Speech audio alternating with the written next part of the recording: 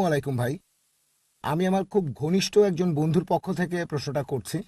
সে একজন অমুসলিম। সে তার নাম প্রকাশ করতে চায় না, আর সে পেশায় একজন ইঞ্জিনিয়ার। তার প্রশ্নটা হলো, কোরআনের সাথে আধুনিক বিজ্ঞানের কোনো অসঙ্গতি নেই, কিন্তু কোরআন বলছে যে আদম আলাইসাল্লাম হলেন এই পৃথিবীর বুকে প্রথম মানুষ। আর এটা চার্লস ডারউইনের থিওরির বিরুদ্ধে যায়, থিওরি অফ ইভলিউশন। ভাই প্রশ্ন করলেন যে কোরআন আধুনিক বিজ্ঞানের সাথে সঙ্গতিপূর্ণ, কিন্তু কোরআনের এই কথাটা মানেন না যে আদম আলাইসাল্লাম হলেন প্রথম মানুষ। এটা ডারউইনের থিওরির বিরুদ্ধে যায়। আমি আপনার সঙ্গে একমত। কোরআন ডারউইনের থিওরির সাথে একমত নয়, কারণ ডারউইনেরটা হচ্ছে থিওরি। কোরআন বলছে যেগুলো ফ্যাক্ট, কোনো থিওরি বলছে না। আর যদি ডারউইনের বই পড়েন,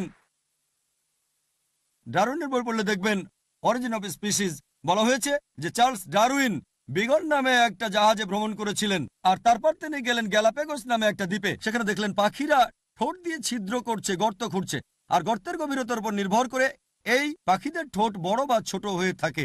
এই পর্যবেক্ষণের উপর ভিত্তি করে তিনি প্রাকৃতিক নির্বাচনের থিওরি উপস্থাপন করলেন। তবে বন্ধু থমাস থম্পটনকে লেখা চিঠিতে তিনি বলেছেন যে থিওরির পক্ষে আমার কাছে 100% প্রমাণ নেই। আসলে এই থিওরি দিয়ে আমি ভ্রূণবিদ্যা আর প্রাথমিক শরীর গঠন ব্যাখ্যা করতে পারবো, তাই থিওরিটা উপস্থাপন করেছি। তাহলে ডারউইন নিজেও মেনে নিয়েছেন যে এখানে একটা ফাঁক আছে। আর সেই কারণে স্কুলে থাকতে কাউকে অপমান করতে গেলে বলা হতো যে তুমি যদি ডারউইনের সময় এই পৃথিবীতে থাকতে তাহলে থিওরিটা সত্যি প্রমাণিত হতো, তার মানে তুমি দেখতে বানরের মতো। তাহলে এটা একটা থিওরি, এটা মোটেও ফ্যাক্ট না। আমি এমন কোনো বই পড়িনি যেখানে বলা হয়েছে ফ্যাক্ট অফ এভলিউশন। এটাকে বলা হয় থিওরি অফ এভলিউশন। আর এছাড়াও এটা পিপি গ্রাসের মত অনুযায়ী তিনি বলেছেন যে এখানে অনেক বেশি কল্পনা করা হয়েছে সামান্য কিছু আবর্জনার ভিত্তিতে, আর মনে করা হচ্ছে আমাদের বিবর্তন হয়েছে বানর থেকে।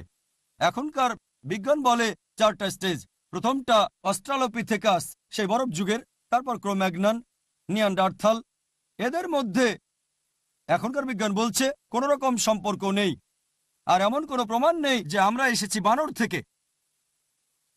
আর হান্সিস ক্রেগের মতে, তিনি মলিকিউলার বায়োলজিতে একজন বিশেষজ্ঞ, তিনি বলেছেন শুধু ডিএনএর উপর ভিত্তি করে এটা বলা হাস্যকর যে মানুষ বানর থেকে এসেছে। এটা শুধুই অনুমান।